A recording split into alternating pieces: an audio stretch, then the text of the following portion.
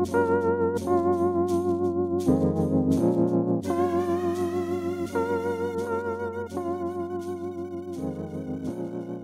ljudi!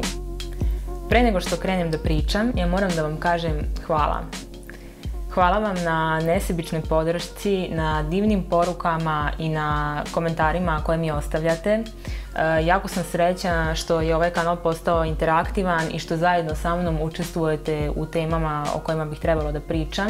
I predivno mi je kakva se zajednica gradi oko ovog kanala, stvarno ste fenomenalni. Pošto sam u četvrtak imala svoj prvi, kako sam ga nazvala, Fail Thursday, mislim da će današnji video jako lepo da se nadoveže na to.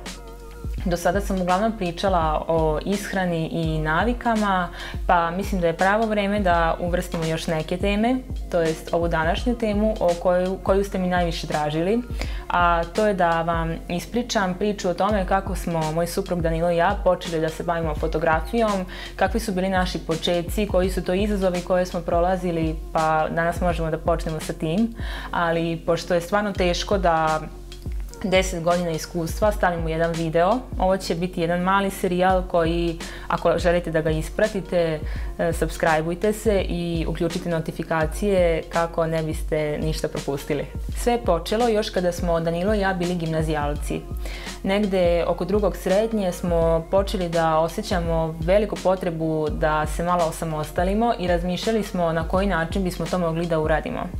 Danilo se već tada bavio fotografijom i često je fotografisao mene i drugare iz škole, a ja tada iskreno nisam mogla ni da zamislim da ću da budem fotograf, jer kako to da oboje budemo fotografi? Zašto bi bilo dva fotografa u jednom studiju? I tako smo došli na ideju da bi možda bilo super da ponudimo matursko fotografisanje našim drugarima iz srednje škole, to jest onima koji su tada završavali srednju školu. U Vojvodini je običaj da po završetku srednje škole svaki razred pravi maturske fotografije za tablon, to je fotografije koje se izlažu u centru grada po izlozima kao simbol završetka jedne lepe priče, to je završetka srednje škole. I mi smo tada zamolili direktora gimnazije da li bismo mi mogli da ponudimo našu ponudu maturantima za fotografisanje za tablon. Hvala direktoru koji je tada nama omogućio da to uradimo i mi smo se prijavili sa našom ponudom. Naša ponuda nije bila jeftinija jer mi nikada nismo verovali u to da nekome rušiš cenu da bi došao do posla. Čak je bila i skuplja, iako smo imali samo 16 godina i to je faktički bio naš prvi posao koji smo radili. Ali mi smo razmišljali šta bismo to mogli da ponudimo maturantima što drugi ne nude. I tako smo razmišljali o drugačijim pozadinama, drugačijim pozama, načinu kako bi te fotografije konačno posle toliko godina mogle da izgledaju bolje i modernije. I pazite sada ovo, svi gimnazijalci su odlučili da odaberu nas, što je bilo fenomenalno i Danilo i ja smo bili jako srećni zato što se to desilo, ali koliko god to bilo super, mi u tom trenutku nismo imali adekvatnu opremu za studio da bismo odradili taj posao, jer je to zaista velik posao i u tom trenutku je nama izgledalo kao nešto wow, previše profesionalno, moramo da damo sada sve od sebe.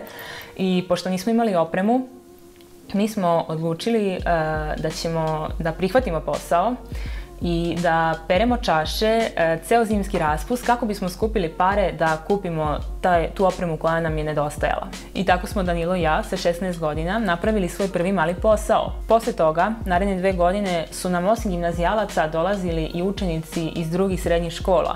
A ovo nam je omogućilo da kupimo bolji fotoaparat, bolji kompjuter, da bolje opremimo studio, da imamo svoj džeparac, ali pre svega je jako uticalo na naše samopouzdanje. Eto, tako smo nas dvoje prošli kroz mali kurs preduzetništva u sopstvenoj režiji u srednjoj školi sa 16 godina. E sada, pošto je Danilo godinu dana stariji od mene, došlo je vreme da on upiše fakultet. I upisao je fakultet u Beogradu, a u isto vreme je našao i posao u jednoj modnoj agenciji da radi kao fotograf. Pa budimo realni, od tog studiranja nije bilo ništa, zato što je radio. Tako da sledeće godine smo odlučili da zajedno upišemo fakultet u Novom Sadu, ali budimo realni, ni od tog studiranja nije bilo ništa, jer smo tu oboje shvatili da zaista želimo da se bavimo fotografijom i da oboje budemo fotografi. Negde u tom periodu između Beograda i Novog Sada dobili smo poziv od prijatelja koji su nas pitali da li bismo fotografisali jedno venčanje u Apatinu, gradiću pored Sombora, i mi smo pristali na to. Ali pristali smo na to bez ikakvog znanja o fotografisanju venčanja, nego samo sa tim znanjem koje je Danilo stekao u Beogradu fotografišući modele. I sa tim znanjem smo pristupili venčanju i napravili smo potpuno drugačije fotografije od svih koje sam iskreno i ja do tog trenutka videla kada su u pitanju fotografije venčanja. Tako da, ne samo da su mladenci bili oduševljeni ovim, nego smo i mi bili oduševljeni i imali smo osjećaj da smo na pragu nečeg jako, jako dobrog. Zato smo napravili presedan. Ukoliko uspemo da razvijemo ovaj posao i da zaradimo novac od fotografisanja venčanja, da živimo, da platimo kiriju sebi za stan narednih godinu dana, da napuštamo fakultet i da ćemo potpuno, i zaista smo tako sebi rekli, potpuno da se posvetimo ovom poslu. Tu je krenulo istraživanje, pogledali smo sve moguće besplatne kurseve koji su u tom trenutku bili na internetu o brandingu, o marketingu, o tome kako da napraviš svoj sajt, kako da se pozicioniraš na tržištu, i pomoću štapa i kanapa smo spojili svo to znanje, napravili smo svoj sajt i te 2013. godine lansirali brand Danilo i Sharon. Sjajna stvar je što je za samo 2 ili 3 meseca nama cela sezona bila popunjena venčanjima i ostalo je istorija, nadam se. Sada, pre nego što nastavim dalje, želela bih da se osvrnem na nekoliko ključnih stvari koje bih želela da ostavim kao poruku svima onima koji se nalaze na nekoj prekretnici ili koji znaju neke kojima je ovo potrebno. Verujem da je jedna od najvažnijih stvari to što smo mi uvek proaktivno radili na tome da nam se ostvari ta želja da postanemo fotografi. Naravno da su naši roditelji imali verovatno neku drugačiju sliku o tome kojim putem bismo mi trebali da idemo, da smo trebali da idemo nekim sigurnijim putem, ali upravo to je u nama izazvalo neki revolt i želju da im pokažemo da je suprotno moguće, to jest da je možda i bolje. I jako sam srećna što mogu da kažem da i oni danas to shvataju. Još jedna stvar koja je jako važna je da smo Danilo i ja od samog starta počeli da naplaćujemo svoj rad. Čak i u srednjoj školi, i pre 16. godine, pre prvog posla koji smo zaista uradili da je onako pravi posao, kada bi nas drugari pitali da li možemo da ih fotografišemo, stalno govorim mi, jer stvarno imam osjećaj kao da smo oboje fotografi od samog starta, iako je pre 2-3 godine samo Danilo fotografisao, a ja sam bila kao menadžer. Mi bismo naravno pristajali na to, ali uz neku naknadu. To je bila neka simbolična suma koju smo tražili i koja naravno nije oštetila nikoga od njih, ali oni su više cenili te fotografije koje bi dobili od nas, jer su platili te fotografije, a mi smo nekako odmah stekli utisak da od fotografije, da od umetnosti može da se zarađuje. Nismo mi zamišljali kada smo počinjali da ćemo nekoliko godina kasnije biti proglašeni za jedne od najboljih fotografa venčanja na svetu. Ladies and gentlemen, the winner is...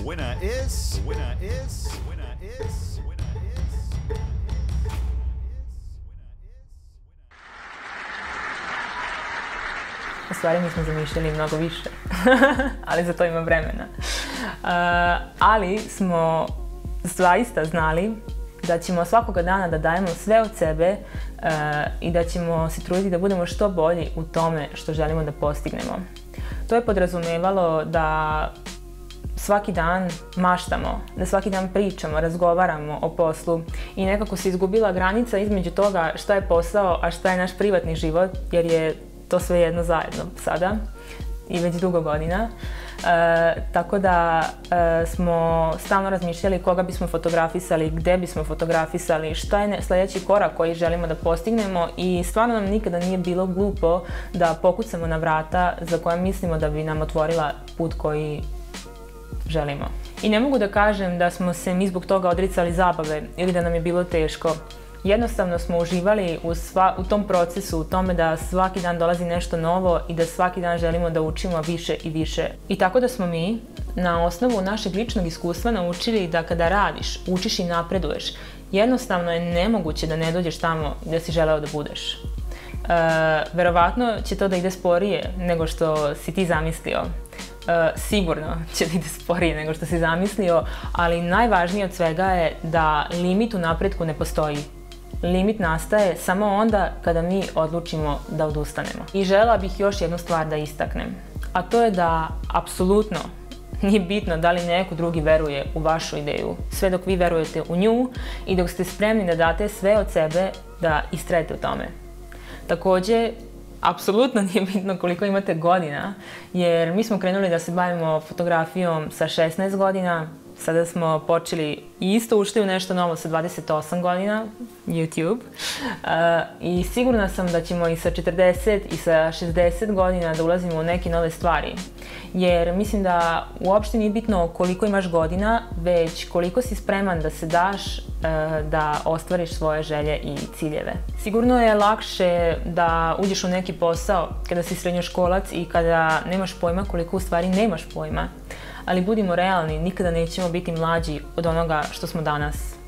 Pa tako, ako se projektujemo 10 godina unapred i pogledamo ovaj današnji dan, ubeđena sam da bismo sebi rekli, Bože, pa nije postojalo bolje vreme da započnemo nešto novo. Tako da, godine nisu važne. Znam da me gledaju ljudi koji imaju 16 godina i koji imaju 20 godina, 25, 35, 45, zaista.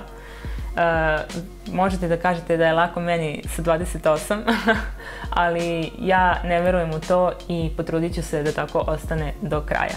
Kao i što svi failuju, i mi smo failovali 100 puta, minimum 100 puta.